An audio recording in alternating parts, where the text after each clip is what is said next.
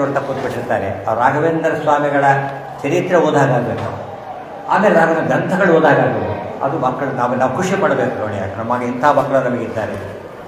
ನಾವೆಲ್ಲ ಓದೋದೆಲ್ಲ ಬೇಕದು, ಅದು ಬಿಟ್ಟು ಹೋಗೋದಷ್ಟೇ, ಯಾವುದು ಶಾಶ್ವತ ಅಲ್ಲ. ಶಾಶ್ವತ ಬರ್ತಕ್ಕಂಥ ಆಸ್ತಿ ಅಂದರೆ ಹರಿಪಾದಕಂಜ ನಿಷೇವಣಾಲಬ್ಧ ಸಮಸ್ತ ಸಂಪತ್ತು ಹರಿ ಅಂತ ಹೇಳಿದ್ದಾರೆ. ನೀವು ವಾಯುದೇವರು ಯಾರು ಸೇರಿಸ್ತೀರಿ ಅಂತ ಕೇಳ್ತಾರೆ ಜನ. ಹರಿ ಹರಿ ಅಷ್ಟೇ, ಹರಿ ಶಬ್ದ ವಾಯು ಅಂತಲೂ ಅಷ್ಟೇ.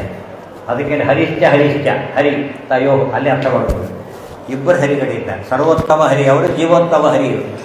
ಅವರಿಬ್ಬರು ಹರಿ ಗೊತ್ತಾಗ ಸಂಸಾರ ಹರಿದೋಯ್ತು ಅಂತಾನೆ ಅರ್ಥ.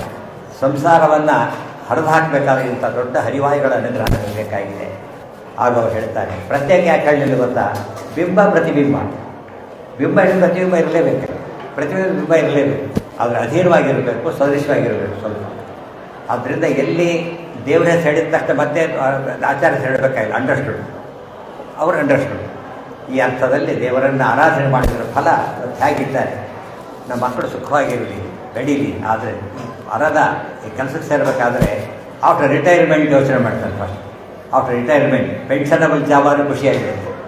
ನಮ್ಗೆ ಇಷ್ಟು ಜ್ಞಾನ ಇದೆ, after retirement also there is life ಅಂತ ಗೊತ್ತು, ಆದರೆ after death also there is life ನಮ್ಗೆ ಗೊತ್ತಿಲ್ಲ. ರಿಟೈರ್ಮೆಂಟ್ ಆದ್ರೆ ಏನು ಮಾಡಬೇಕು ಯೋಚನೆ ಮಾಡಿ, ಸತ್ಮೇಲೆ ಏನು ಮಾಡಬೇಕು ಯೋಚನೆ ಮಾಡಬೇಕು ಬೇಡ, ಅದು ಅಧ್ಯಾತ್ಮ. ಇದು ಲೌಕಿಕ, ಅದು ಪಾರಲೌಕಿಕ. ಅದು ಜನ ತಿಳ್ಕೊಂಡ್ರೆ ಇಡೀ ಸಮಾಜ ಬದಲಾಗಿ ಹೋಗ್ತದೆ. ಅದಕ್ಕೆ ಪರಮಾತ್ಮ ಅವರನ್ನು ಕೂಡಿಸಿದ್ದಾನೆ. ಇಷ್ಟೆಲ್ಲ ಕೊಡ್ತಾರಲ್ಲ, ಸಂತಾನ ಸಂಪತ್ತು, ಪರಿಶುದ್ಧ ಭಕ್ತಿ, ವಿಜ್ಞಾನ, ವಾಗ್ದೇಹ ಸುವಾಟವಾಗಿ, ಇಷ್ಟೆಲ್ಲ ಯೋಚನೆ ಮಾಡಲಿಕ್ಕೆ ಕೂತ್ಕೊಂಡ್ರು ಕೂಡ ಅಷ್ಟೋತ್ತರ ಮಾಡ್ತಾರಲ್ಲ, ಯಾವುದು ಗೊತ್ತು, ಅಷ್ಟೂ ಚಿಂತನೆ ಮಾಡ್ತಾ ಹೋಗ್ಬೇಕಾದ್ರೆ ಎಂಥ ಶಕ್ತಿ ಇದಕ್ಕೆ. ನಾವು ಓದೋ ಯಾವ ಕೋರ್ಸ್ಗೂ ಇಂಥ ಶಕ್ತಿ ಇಲ್ವಲ್ಲ. ಇಂಥ ಶಕ್ತಿ ಕೊಡೋ ಶಕ್ತಿ ಯಾವುದಕ್ಕಿದೆ, ಯಾತಕ್ಕೆ ಬಂತು? ಇದು ಯೋಚನೆ ಮಾಡೋದಕ್ಕೆ ಜಿಜ್ಞಾಸೆ ಅಂತ ಕರೀತಾರೆ. ಅದು ಜಿಜ್ಞಾಸೆ ಬಂದವರಿಗೆ ವಿಷಯ ಅರ್ಥ ಆಗಿದೆ. ರಾಘವೇಂದ್ರ ಸ್ವಾಮಿಗಳು ಅಂತ ಅದ್ಭುತ ಕೆಲಸ ಮಾಡಿದರು. ಎಂಥ ಸಂಚಾರ, ಎಂಥ ಗ್ರಂಥಗಳು, ಎಂಥ ಶಿಷ್ಯರುಗಳು, ಒಂದಕ್ಕೊಂದು ಸರಬಾರೆ ಮಾಡ್ತಾ ಹೋಗ್ತಾರೆ. ಈಗಿನ ಕಾಲಕ್ಕೆ ನಾವು ಅದನ್ನು ಓದೋದು ಸಾಧ್ಯ ಇಲ್ಲ. ಅಷ್ಟು ಗ್ರಂಥ ಅವರು ಬರೆದರಲ್ಲ. ದೀಪದ ಬೆಳಕಿಲ್ಲ, ಬರೀಲಿ ಪೇಪರ್ ಇಲ್ಲ, ಪೆನ್ ಇಲ್ಲ, ಇಂಕ್ ಇಲ್ಲ, ಬರೆಯೋದು ಬಿಟ್ಟಿಲ್ಲ. ಇವತ್ತು ಎಲ್ಲ ಇದೆ, ಓದೋದಕ್ಕೂ ಬರೋದಿಲ್ಲ, ಉಲ್ಟಾ ಪಲ್ಟಾ ಆಗೋದು. ಅದಕ್ಕೆ ಅದನ್ನು ನೆನೆಸ್ಕೊಂಡ್ರೆ ನಮಗೆ ಅನಿಸುತ್ತೆ ಇನ್ನಾದರೂ ನಾವು ಓದಬೇಕು ಅನ್ನೋ ಭಾವನೆಯನ್ನು ಅವರು ಕೊಡ್ತಾರೆ, ಸ್ಫೂರ್ತಿನ. ಅಂತ ಸ್ಫೂರ್ತಿದಾಯಕವಾದ ವ್ಯಕ್ತಿತ್ವ. ಹರಿಯನ್ನು ಹಿಡಿಬೇಕು. ಯಾತಕ್ಕೆ? ಸರ್ವೇ ವೇದ ಯತ್ಪದ ಮಾಮನನ್ನು, ಎಲ್ಲ ವೇದಗಳು ಒಬ್ಬನನ್ನು ಸರ್ವೋತ್ತಮ ಅಂತ ಹಾಡಿರೋ ವ್ಯಕ್ತಿ ಅಂದರೆ ಶ್ರೀಹರಿ ಒಂದೇ. ಯಾರನ್ನು ಎಲ್ಲರನ್ನೂ ಉಲ್ಲೇಖ ಇದೆ, ಸರ್ವೋತ್ತಮತ್ವೇನ ಉಲ್ಲೇಖ ಇರೋದು ಶ್ರೀಹರಿಯ ಬಗ್ಗೆ ಮಾತ್ರ. ಸರ್ವೇ ವೇದಾ ಯತ್ಪದಂ ಮಾಮನನ್, ಎಲ್ಲ ವೇದಗಳು ಸಹ, ವೇದಾಹ ಬಹುವಚನ, ಒಂದು ಕಾರಣ ಹೇಳ್ತಿದ್ದಾರೆ, ಬಹುವಚನ ಇದೆ. ಎಲ್ಲ ವೇದಗಳು ಅಂತ ಹೇಳಿ ಎಲ್ಲೋ ಒಂದೇ ಕಡೆ ವೇದ ಅಲ್ಲ, ಸಕಲ ವೇದಗಳು ಒಮ್ಮತದಿಂದ ಹೇಳಿವೆ ಅಂತ. ಹರಿರೇವ ಪರಹ ಹರಿರೇವ ಗುರು ಹರಿರೇವ ಜಗತ್ಪಿತೃ ಮಾತ್ರ ಎಲ್ಲ ವೇದಗಳು ಹೇಳಿವೆ. ಅದಕ್ಕೆ ಇನ್ನೊಂದು ಅರ್ಥ, ಸರ್ವೇ ಅವೇದಾಪಿ, ಎಲ್ಲ ಅವೇದಗಳು ಹೇಳಿಬಿಟ್ಟಿವೆ. ಇದು ಆಶ್ಚರ್ಯ. ಸರ್ವೇ ಅವೇದಾಪಿ ಯತ್ಪದ ಭಾವನ. ಅವೇದಗಳು ಅಂದರೆ ಏನು? ವೇದ ಭಿನ್ನವಾದವುಗಳು ಅಂತ. ವೇದಗಳು ಅಪೌರುಷೇಯ, ಇದು ಪೌರುಷೇಯ. ಪೌರುಷೇಯ ಗ್ರಂಥಗಳು ಪರಮಾತ್ಮನ ಹೇಳ್ತಾ ಇವೆ ಅಂತ ಹೇಳಿ. ಅದಕ್ಕೆ ಇನ್ನೊಂದು ಅರ್ಥ ಇದೆ, ಅವೇದಾಹ ವೇದ ವಿರುದ್ಧ ಅಪಿ, ವೇದ ವಿರುದ್ಧವಾದ ಮತಗಳು ದೇವರನ್ನ ಹೇಳ್ತಾ ಇವೆ. ಬಹಳ ಆಶ್ಚರ್ಯ. ಶ್ರೀಮದ್ ಆಚಾರ್ಯರು ಹೇಳ್ತಾರೆ, ನಚ ವೈಷ್ಣವ ಶಾಸ್ತ್ರೇಷು ವೇದೇಶ್ವಪಿ ಹರೇಃ ಪರಃ ಕ್ವಚಿದುಕ್ತೋ ಅನ್ಯಶಾಸ್ತ್ರೇಷು ಪರಮೋ ವಿಷ್ಣುರೇರಿತ. ಅವೈದಿಕ ಶಾಸ್ತ್ರಗಳು, ಬೌದ್ಧ ಮತ, ಚಾರ್ವಾಕ ಮತ, ಅವರು ಕೂಡ ವಿಷ್ಣು ಸರ್ವತ್ವ ಅಂತ ಹೇಳ್ತಾರೆ ಅಂತ ಹೇಳ್ತಾರೆ. ಆಶ್ಚರ್ಯ. ಹೇಗೆ ಬಂದನ್ನು ಆಚಾರ್ಯ ಕಾಳಿಯ ಸ್ವಾಮಿ ಬರೋದ ಕಾಲಕ್ಕೆ ಹೇಳ್ತಾರೆ, ಅದನ್ನು ತೋರಿಸ್ತಾರೆ. ಅದಕ್ಕೆಲ್ಲ ಹೊತ್ತಿಲ್ಲ ಈಗ. ಅಂದರೆ ಅವೇದಗಳು, ವೇದ ಭಿನ್ನವಾದವುಗಳು ಎಲ್ಲವೂ ಕೂಡ ಎಕ್ಸೆಪ್ಷನ್ನೇ ಇಲ್ಲ. ಅದಕ್ಕೆ ಹೇಳ್ತಾರೆ, ಅರ್ಥೋಯಮೇವ ನಿಖಿಲೈರಪಿ ವೇದವಾಕ್ಯೈ ರಾಮಾಯಣೈ ಸಹಿತ ಭಾರತ ಪಂಚರಾತ್ರೈ ಅನ್ಯಶ್ಚ ಶಾಸ್ತ್ರವಚನೈ ಸಹತತ್ವಸೂತ್ರೈ ನಿರ್ಣೀಯತೆ ಸಹೃದಯಂ ಹರಿಣಾ ಸದೈವ. ಇಷ್ಟರ ಸಾರನೇ ಆಚಾರ್ಯನ ಮಾತು. ಇದು ಅರ್ಥ ಮಾಡಿಕೊಂಡಾಗ ನಮಗೆ ಸಮಸ್ಯೆನೇ ಬರೋದಿಲ್ಲ. ನಮ್ಮ ಜನ ನೂರಾರು ಜನ ಗೊಂದಲ. ದೇವರತ್ರ ಬಿಟ್ಟು ಯಾರ್ಯಾರು ದೇವಗಳ ಹತ್ರ ಜನ ಹೋಗ್ಬಿಟ್ಟು ಹೋಗ್ತಾರೆ. ನಮ್ಮ ಮಕ್ಕಳು ಯಾರ್ಯಾರ ಹತ್ರ ಹೋಗ್ಬಿಡ್ತಾರೆ. ಇಷ್ಟು ಹೇಳ್ಬಾರ್ದೆ, ಒಂದಿಟ್ಟುಕೊಳ್ಳಿ ಸಾಕು. ರಾಯರು ನಮ್ಮದನ್ನು ನಂಬಿಟ್ರೆ ಸಾಕಲ್ಲ. ರಾಯರು ಹರಿಯನ್ನು ನಂಬಿದ್ದಾರೆ, ಅಷ್ಟು ನಂಬಿದ್ರೆ ಮುಗಿದೋಯ್ತು. ನಮ್ಮ ಜನ ಅಲ್ಲಿ ಸೋಲ್ತಾರೆ. ಯಾಕೆಂದರೆ ಹೇಳಿಲ್ಲ ಆದ್ದರಿಂದ ಸೋಲ್ತಾರೆ. ಯಾವ ಗೊಂದಲವೂ ಬೇಡ ನಮಗೀಗ. ಮಹಾಜನೋಗ ಏನಗತ ಸ ಪಂಥ. ನಾವೆಲ್ಲ ಒಪ್ಪಿರೋರು, ಸಮಾಜನೇ ಒಪ್ಪಿರತಕ್ಕಂಥ ಒಬ್ಬ ಗುರುಗಳಿದ್ದಾರಲ್ಲ, ಅವರು ಯಾರನ್ನು ನಂಬಿದ್ದಾರೋ ನಂಬಿದ್ರೆ ಆಯ್ತಲ್ಲ. ಭಾಳ ಸರಳವಾದ ಉತ್ತರ ಅದು. ನಾವು ಏಕಾದಶಿ ವ್ರತ ಮಾಡಬೇಕು, ಯಾತಕ್ಕೆ? ಏನು ಕಾರಣ ಬೇಡ, ರಾಯರು ಮಾಡ್ತಾರೆ ನಾವು ಮಾಡ್ತೀವಿ. ಸರಳವಾದ ಉತ್ತರ. ನಮ್ಮ ಗುರುಗಳವರು ಅವರು ಉಪವಾಸ ಕೂತೆ ನಾವು ಗೆಲ್ಲಕ್ಕಾಗುತ್ತಾ? ಸಾಧ್ಯ ಇಲ್ಲ. ಬೇರೆ ಆಧಾರ ಬೇಕಿಲ್ಲ. ದೊಡ್ಡವರು ಮಾಸ್ತರಿ ಹೇಳ್ತಾರೆ, ವೇದೋಖ್ಯನೋ ಧರ್ಮ ಮೌಲಂ ಸ್ಮೃತಿ ಶೀಲೇಚ ತದ್ವಿಧ. ದೊಡ್ಡವರ ನಡವಳಿಕೆ ನಮಗೆ ಶಾಸ್ತ್ರ ಇದ್ದಾಗ ಅಷ್ಟು ತಿಳ್ಕೊಂಡು ನಾವು ಉದ್ಧಾರ ಆಗ್ತದೆ. ರಾಯರ ಬಗ್ಗೆ ಇಷ್ಟು ಚಿತ್ರ ವಿಚಿತ್ರ ಸೇವೆ ಮಾಡ್ತಾರೆ. ಏಕಾದಶಿ ಉಪವಾಸ ಮಾಡಿ ನೋಡಂತೆ. ಗುರುವಾರ ಮಾಡ್ತಾರೆ, ಭಾರಿ ಸಂತೋಷ. ಗುರುವಾರ ಬಿಡು, ಯಾವುದನ್ನು ಬಿಡಬೇಡಿ. ಆದರೆ ಏಕಾದಶಿ ಬಿಟ್ಟರೆ ಮಾತ್ರ ಎಲ್ಲ ಬಿಟ್ಟಾಗೇನೆ. ಬಿಡಬಾರ್ದು ಮಾಡಲೇಬೇಕಾದ್ರೆ ರಾಯರು ಮಾಡ್ತಿದ್ರು. ಭಾಳ ಮುಖ್ಯವಾದ ವಿಷಯ. ಅವರು ಮಾಡ್ತಿದ್ರು. ಅವ್ರು ಹೇಗಿದ್ದಾರೆ ಇಬ್ಬಿಡೆ, ಅವ್ರು ಹೇಗಿದ್ದಾರೆ ನೋಡಿ. ನಾವು ಹಾಗಿರೋದು ಬೇಡ, ಅವರಂತೆ ಒಂದು ತುಳುಕು ನಮ್ಮಲ್ಲಿ ವೈಷ್ಣವಂತ ಬಂದರೂ ಸಾಕು. ಅದಕ್ಕೆಲ್ಲ ನಾವು ತಿಳಿಸ್ಬೇಕಾದ್ರೆ ಇಂಥ ಸಮಾರಂಭಗಳು ಬೇಕಾಗುತ್ತೆ. ಇದೆಲ್ಲ ಎಲ್ಲೆಲ್ಲೇ ಹೇಳೋದಲ್ಲ. ಇಂಥ ಸಮಾರಂಭ ಯಾತಕ್ಕೆ ಅಂದರೆ ಸನ್ನತ ಸಂವರ್ಧಿನಿ ಸಭಾ ಅಂತ ಕರೆದಿದೆ. ಅದನ್ನು ಜನಕ್ಕೆ ತಿಳಿಸ್ಬೇಕಲ್ಲ. ಇವತ್ತು ನಮಗೆ ಅಧ್ಯಾತ್ಮಿಕ ಪಾಠಶಾಲೆಗಳು ಅಂತಿಲ್ಲ. ಪಾಠಶಾಲೆ ಎರಡಿದೆ. ವಿದ್ಯಾರ್ಥಿಗಳನ್ನು ತಯಾರು ಮಾಡೋ ಪಾಠಶಾಲೆಗಳಿದೆ. ಪರಪೂಜ್ಯ ಗುರುಗಳದೇ ಇದೆ. ಗುರುಸಾರ್ವಭೌಮ ಸಂಸ್ಕೃತ ವಿದ್ಯಾಪೀಠ ಇದೆ. ವಿದ್ವಾಂಸರನ್ನು ತಯಾರು ಮಾಡೋ ವ್ಯವಸ್ಥೆ ಇದೆ. ಆದರೆ ಬಾಬರಿಗೆ ಮುಟ್ಟಬೇಕಾದ ವ್ಯವಸ್ಥೆ ಅಂದರೆ ಇದೆ. ಇಂಥ ಸಭೆಗಳ ಮೂಲಕನೇ ಮುಟ್ಟಬೇಕೆ ಹೊರತು ಬೇರೆ ದಾರಿ ಇಲ್ಲ. ಅದಕ್ಕೆ ಅವರು ಬರೋದರಿಂದ ಇದು ವಿದ್ಯಾಪೀಠ ಆಗಿರುತ್ತೆ. ಇದು ಸಾರ್ವತ್ರಿಕ ವಿದ್ಯಾಪೀಠ, ಅದು ಸಂಸ್ಕೃತದ ಶಾಸ್ತ್ರಗ್ರಂಥಗಳ ವಿದ್ಯಾಪೀಠ. ಎರಡೂ ಕೂಡ ಹೊಂದಬೇಕಾಗುತ್ತೆ. ಆ ಅರ್ಥದಲ್ಲಿ ಹೆಚ್ಚು ಜನ ಇವತ್ತು ನಾವು ಇಂಥ ಸಮಾರಂಭ ತುಂಬ ಜನಗಳನ್ನು ಕೊಡುತ್ತೇವೆ. ಅದರ ಪ್ರಯೋಜನ ಪಡೀತಾರೆ. ಇಷ್ಟು ಜನದಲ್ಲಿ ಒಬ್ಬ 100 ಜನ 10 ಜನ ಏಕಾದಶಿ ಮಾಡೋ ಸಿಕ್ಕರು ಕೂಡ ಮತ್ತೆ ದೊಡ್ಡ ಒಂದು ಕಡೆ ಬರುತ್ತೆ. ಅವ್ರ ಜೀವನ ಉದ್ಧಾರ ಆಗೋದು. ರಾಯರ ಜೀವನದಲ್ಲಿ ಇಷ್ಟೆಲ್ಲ ಸಾಧನೆ ಒಂದಾದರೆ, ಉಪವಾಸ ಇರ್ತಿದ್ರಲ್ಲ, ಉಪವಾಸವಾಗಲಿಲ್ಲ, ವ್ರತವಾಯಿತು. ಸಮಾಜೋದ್ಧಾರದ ವ್ರತ ಆಯಿತು ಅದು. ಅವರು ಮಾಡಿದ 4 ವರ್ಷದ ಉಪವಾಸ ಎಷ್ಟು 1000 ವರ್ಷ ಆದರೂ ಸಮಾಜನ ಕಾಪಾಡುತ್ತೆ. ಅನ್ನ ಬಟ್ಟೆ ಕೊಟ್ಟು ಕಾಪಾಡುತ್ತೆ. ಅಂಥ ಒಂದು ಶಕ್ತಿ ಅದಕ್ಕೆ ಬರುತ್ತೆ. ಹುಡುಗ ಕಷ್ಟಪಟ್ಟು ಓದ್ತಾನೆ, ಕೆಲಸ ಸೇರಿದಾಗ ಎಷ್ಟು ಸಂಬಳ ಬರುತ್ತೆ ಯೋಚನೆ ಮಾಡಿ. ಅನ್ನ ನೀರು ತಿಂತಕೊಂಡ್ರೆ ಹುಡುಗ ಪಾಸಾಗೋದಿಲ್ಲ. ವಿದ್ಯಾತರಾಣ ನ ಸುಖಂ ನ ನಿದ್ರ. ಆ ರೀತಿ ಮಾಡಿದ್ದಕ್ಕೆ ಇವತ್ತು ಹೇಗಿದ್ದಾರೆ ರಾಯರು. ಇದನ್ನು ಅರ್ಥ ಮಾಡಿಕೊಂಡ್ರೆ ನಮ್ಮ ಅನ್ನದ ಮೇಲಿನ ತ್ಯಾಗ ಜ್ಞಾನದ ಪ್ರಾಪ್ತಿಗೆ ದಾರಿಯಾಗಿದೆ. ತದನಂ ಬಹುಲೋಕ ವಿಚಿಂತನಯ ಪ್ರವಣಂ ಗುರು ಮಾನಸ ಮೀಶನ. ಅದನ್ನು ತಿಳಿದಕ್ಕೆ ರಾಜಮಾತೆ ಬಿಡಿ. ಈಗ ರಾಮಾಯಣ ದೊಡ್ಡ ಗ್ರಂಥ. ಎಲ್ಲರೂ ನಮ್ಮ ರಾಷ್ಟ್ರೀಯ ಕೃತಿ, ಅದು ಒಂದು ವಿಶ್ವದ ಕೃತಿ. ಅದರ ನಾಯಕ ಯಾರು? ರಾಮದೇವರು, ಸಾಕ್ಷಾತ್ ನಾರಾಯಣ. ಮಹಾಭಾರತ ವಿಶ್ವದ ಸರ್ವಶ್ರೇಷ್ಠವಾದಂಥ ಗ್ರಂಥ. ವೇದಗಳಿದ್ದದೊಂದು. ಅದರ ನಾಯಕ ಯಾರು? ಭಗವಂತನ ಕೃಷ್ಣ, ಆತ್ಮನಾರಾಯಣನೇ. ಸಂಶಯ ಕಾರಣನೇ ಇಲ್ಲ. ವೇದ ಹೇಳಿದ್ದೇನು? ವಿಷ್ಣು ಪರಮಃ ಅಗ್ನಿರ್ವೈ ದೇವಾನಾಮೋಹ ವಿಷ್ಣು ಪರಮ. ಅದು ಅದೇ ಹೇಳಿ. ಉಪನಿಷತ್ ಬೇಕಾ ನಿಮಗೆ? ಬಾಯಿ ಬಿಟ್ಟು ಒಂದು ಉಪನಿಷತ್ತು ಒಬ್ಬ ದೇವರ ಹೆಸರು ಹೇಳಿದೆ ಅಂದರೆ ಅದು ವಿಷ್ಣುವಿನ ಹೆಸರು ಒಂದೇ. ಯಾವುದು ಹೇಳಿ ಅದು? ವಿಜ್ಞಾನ ಸಾರಥರ್ಯಸ್ತು ಮನ ಪ್ರಗ್ರಹವಾನ್ ನರಹ ಹೇಳ್ತಾರೆ. ತದ್ ವಿಷ್ಣೋ ಪರಮಂ ಪದಂ ಸದಾ ಪಶ್ಯಂತ್ಯ ಸೂರ್ಯ ವೇದ. ಇದು ತದ್ ವಿಷ್ಣೋ ಪರಮಂ ಪದ. ಇದನ್ನು ಅರ್ಥ ಮಾಡಿಕೊಂಡ್ರೆ ವಿಷ್ಣುವಿನ ಹೆಸರು ಉಲ್ಲೇಖ ಮಾಡ್ತಾರೆ. ಕಾಟಕೋಪನಿಷತ್ತು ಎಲ್ಲ ಉಪನಿಷತ್ತಿನ ಸಾರಾದೆ, ವೇದದ ಸಾರಾದೇನೆ. ಅಂದ ಮೇಲೆ ದೊಡ್ಡ ಕಾರಣನೇ ಇಲ್ಲ. ಗುರುಗಳು ತಗೊಂಡ್ರೆ ಹನುಮಂತ ಮನೆ ಆರಾಧ್ಯ ರೂಪ. ತಾರಿದ್ದೇನು? ದಾಸೋಹಂ ಕೋಸಲೇಂದ್ರಸ್ಯ ರಾಮಸ್ಯ ಅಕ್ಲಿಷ್ಟ ಕರ್ಮ. ನಾನು ರಾಮನ ದಾಸ. ಅದು ಹೇಳ್ಕೊಂಡು ಎಷ್ಟು ಕೆಲಸ ಮಾಡಿದ್ದಾರೆ ಹನುಮಂತ.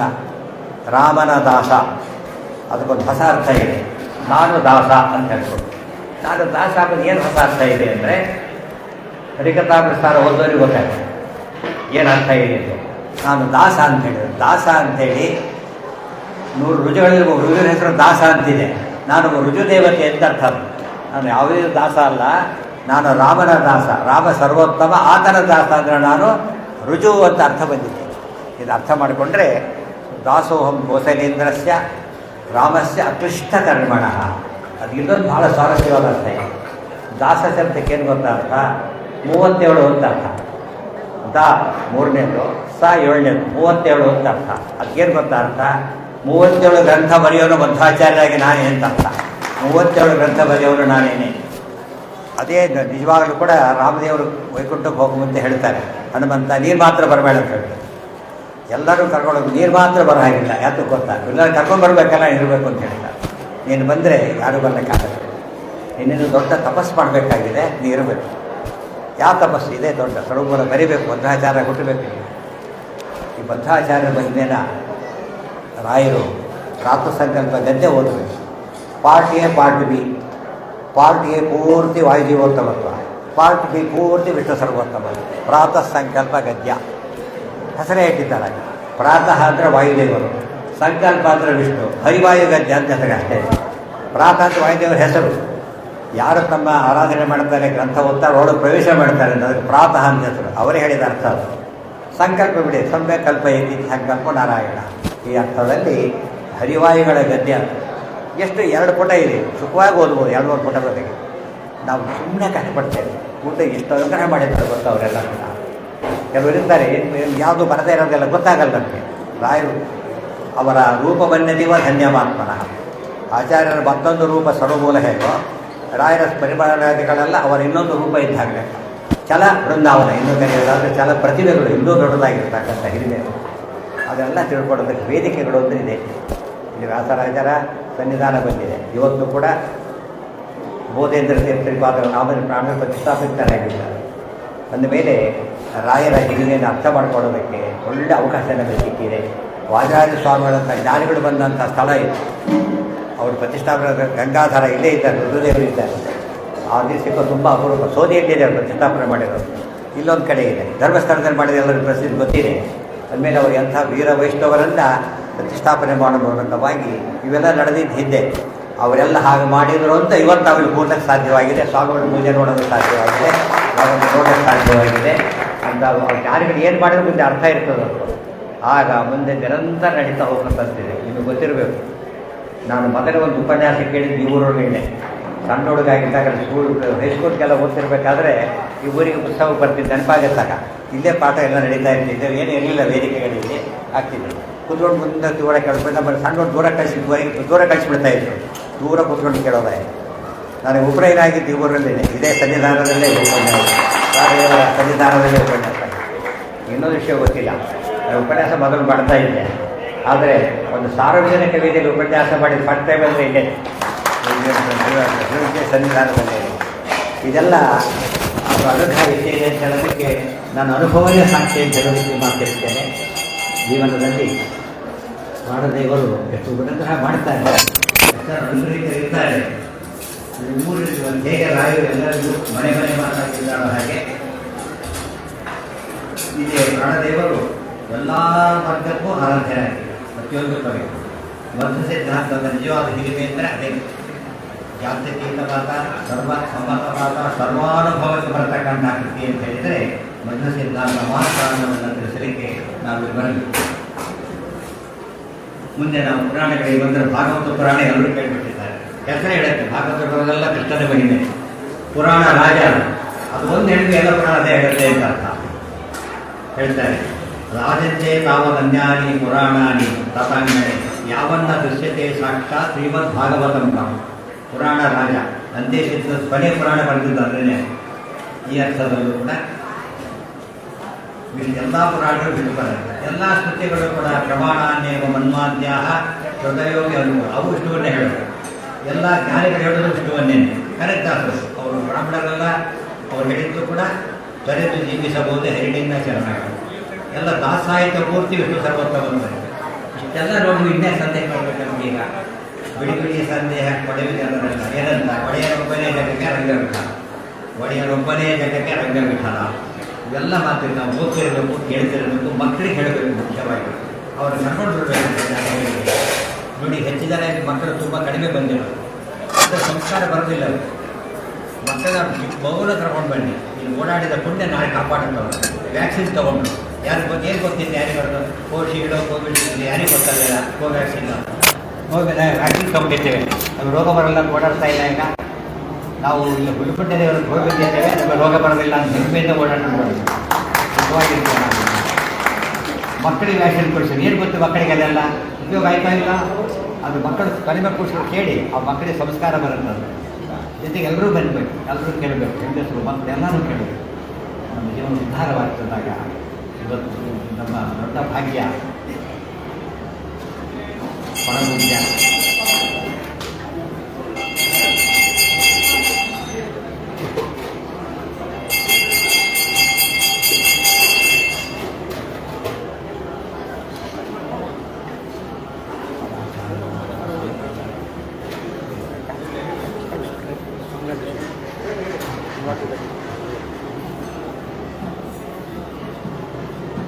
ಹಿಂದಿನೆಯಲ್ಲಿ ಇಲ್ಲಿ ನಾವು ಮಾಡೋ ಊಟಕ್ಕೂ ಕೂಡ ಅರ್ಥ ಇದೆ ಅರ್ಥ ಇದೆ.